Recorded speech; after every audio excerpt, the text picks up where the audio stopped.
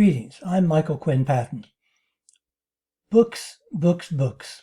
They're books you get for yourself, for your own reading, instruction, and pleasure. They're books you get to give to others. I'm going to tell you about a book that will serve both of those purposes, especially if you're an evaluator. If you're new to evaluation, this book will tell you what it's like in the trenches. If you're an old-timer, it will take you through memory lane about what the last 40 years of the development of our profession globally has been like. If you're a mentor of evaluators, this is a book you're going to want to give to your mentees to inspire them. And if you are a practicing evaluator, this is a book that will help you improve your thinking about evaluation and your commitment to our profession. It's an unprecedented book. I know of nothing like it from an experienced evaluator who has written in depth and detail about navigating the journey to being an evaluator. That book is Navigating Change by Deborah Rugg. Global Health, AIDS, CDC, and the United Nations is the territory it covers. I've had the privilege of knowing Deborah over a number of years as a colleague and friend, and the honor of writing the foreword to the book. And so I want to tell you about it because it's just been published, and it's something that I'm going to urge you to read and to give to others who are in evaluation as a source of inspiration. There really is no other book like this that covers both the personal and the professional, the organizational, the societal, and the global dimensions of our profession as this book does. Effective leaders observe, listen, reflect, learn, and guide. Global leaders do this on a global scale. Deborah Rugg is a global leader whose observations and reflections tell us not just about the past, but provide astute and insightful guidance about our collective future. Her experiences as an epidemiologist on the front lines of the HIV/AIDS epidemic take us inside the intersection of politics, culture, and science. 35 years in the global trenches fighting AIDS, stigma, fear, discrimination, and social injustice, sexual and reproductive rights, and evaluating sexual exploitation and abuse, and other controversial issues in peacekeeping and governance development, habitat, and environmental issues. That's what she brings to this work. She chaired the UN Evaluation Group and directed the Inspection and Evaluation Division of the UN Secretariat. She was the Senior Evaluation Advisor to the United Nations during the final negotiations of the 2030 Agenda for the Sustainable Development Goals. As a health psychologist, epidemiologist, and evaluation director at CDC and UNAIDS, she spent 30 years evaluating AIDS prevention programs in more than 100 countries. She's been on the board of the American Evaluation Association and edited a special section of the American Journal of Evaluation on international development, and has spoken worldwide at conventions and conferences and workshops on all aspects of evaluation. In 2014, she shepherded the first standalone United Nations resolution on building country-level evaluation capacity. That led to the International Year of Evaluation, which was a year-long celebration and movement to strengthen national evaluation capacities. She was front and center in making that happen and in seeing it implemented. As executive director of the Leadership Program in Evaluation, the SDGs, she created a program on the power of evaluation for evaluation leaders. And I had the honor of working with her in that program.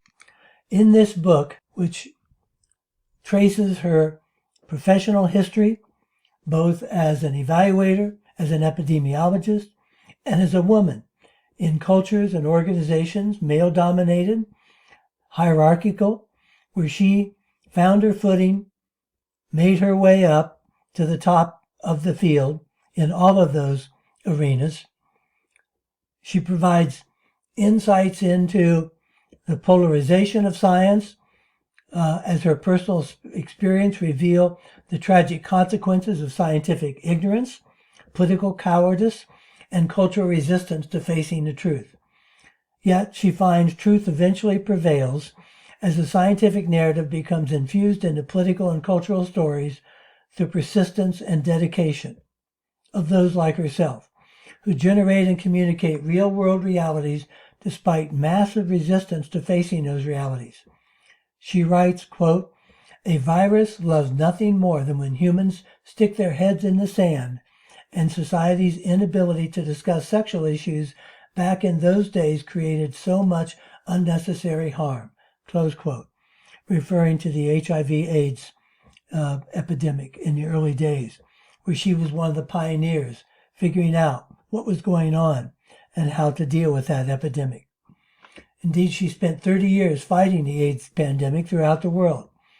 In the book, she takes us through the twists and turns of the battle against AIDS. In so doing, she skillfully and reflectively generates lessons and insights about the role of science in society and the experience of being a scientist. Let me share with you a few of the questions the book answers, the answers to which intrigued me and perhaps will you. What was it like to be a young female epidemiologist in a male-dominated medical world? What was working at the CDC like when HIV emerged? How did CDC respond? What happened at a 3-day meeting in Rome when this young female epidemiologist was sent to provide technical assistance to the Roman Catholic Church leadership as they formulated a religious stance on HIV prevention for their roughly 1 billion adherents? It's a great story. How did her mother react to learning that her daughter was conducting research on the disease risk of human sexual behaviors? What does a mother raised in an era when such things were not talked about tell her friends? What is internalized homophobia and its consequences? What happens when male health workers interact with gay men in a homophobic way? Why did CDC study, quote, men who have sex with men, close quote, to avoid using the term, quote, gay or, quote, homosexual? What was Dr. Anthony Fauci like in those AIDS epidemic days before he became a pandemic celebrity in the COVID era? How was being involved in and committed to the all-consuming life and death struggle against the ravages of AIDS combined with being a wife and mother? Deborah Rugg will take you there. Especially inspiring are stories of the courage and tenacity of the frontline healthcare workers we meet through Deborah's book. You'll learn how Deborah Rugg transitioned from being an epidemiologist to becoming a global leader in the emergent profession of program evaluation. She takes us inside how the United Nations, against enormous political odds, came to designate the year 2015 as the International Year of Evaluation. Deborah helped lead that effort and important subsequent work in operationalizing indicators for the Sustainable Development Goals, which constitutes the world's aspirations articulated in the Global Development Agenda for 2030. The book concludes with advice to young people, especially young women, on managing a professional career in a way that fulfills a personal commitment to making the world a better place. The advice offered is hard-won, grounded in overcoming daunting obstacles, thus deeply authentic, and yet traced with humility and deep caring about both individual people and the fate of humanity. To give you a sense of Deborah and what you'll find in the book, I want to add some interactions I had with her while I was writing my Blue Marble evaluation book, which she reviewed and made very helpful comments about. I asked her about the perspective of being a global citizen, a global evaluator. And here's what she said. She said, "To me, being a global citizen is central to who I am. It is part of my being and my mindset every day. even if I am just running errands to the market for my daughter and grandson. To me, being a global citizen means seeing the Earth as the ultimate unit of analysis, where geopolitical boundaries aren't that useful of a construct and seem to just cause more harm than good. It means deeply caring about the Earth and her inhabitants and living and working from this mindset, constantly learning, growing, changing, and expanding your global mental map. Geopolitical boundaries do not really help solve the large complex problems now facing the planet and her inhabitants. We need to modify this concept, and being global citizens is part of it. And in her advice to new and emerging evaluators, she says, develop the prerequisite technical fundamental skills in whichever type of evaluation you are drawn to, and then work to become a pioneer, which means you have to be brave and strong, persistent, have a true passion for the work and know why you're doing it, and are comfortable being humble, listening, and always learning, because you will never know enough. By definition, you will be interdependent on so many levels and people to be able to conduct systemic evaluations. You will need others strategically placed to help your contributions make a real difference, like I found when I evaluating the UN peacekeeping operations. People in high places help the process work, yet others will look up to you to lead the way, so you will need to nurture your vision and clarity and communication skills so that you may help to guide the troops on the best pathway for impact. And finally, you also have to have a healthy daily sense of your own humanity as you work with diversity of all kinds. Serving humanity is truly where deep satisfaction comes from. So hopefully that gives you some sense of what to anticipate in this extraordinary and important book. But here's the deal, folks. Let me speak directly to my fellow evaluators. This is our chance to put evaluation on the map. People don't know about our profession. They don't know about the difference it makes. They don't know about the work involved. This is an opportunity with a personal touch to see into the work of our field. Let's make this a best-selling book.